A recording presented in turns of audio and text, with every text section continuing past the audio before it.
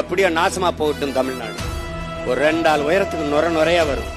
ஆலைகளில் அந்த கழிவை தேக்கி வச்சு, சாய கழிவை தேக்கி வச்சு சரியாக தண்ணியை திறக்கிறவங்க திறந்து விட்டுருவான். அப்போ அவனுடைய கழிவு நீர் வடிகிற கால்வாய் நீ உன்னுடைய மலையை வெட்டி எடுத்துட்டு போறான். கேரளாவில் மலை இருக்கா இல்லையா? இருக்கு. பயன்பாடு யாருக்கு? கேரளாவிற்கு. மணல் கல் யாருடையது? என்னுடையது. கன்னியாகுமரியிலிருந்து, தென்காசியிலிருந்து, திருநெல்வேலியிலிருந்து என் மலையை, என் தாயின் மாறை அறுத்து கற்களாகவும் மணலாகவும் கொண்டு போகுது கேரளா.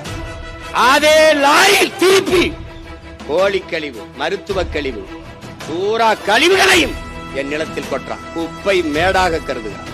இவன் சாக்கடை, இவன் குப்பை மேடு. எப்படியோ நாசமா போகட்டும் தமிழ்நாடு. உங்கள் நாட்டில், உங்கள் மாநிலத்தில் மலைகள் இருக்கிறதா இல்லையா?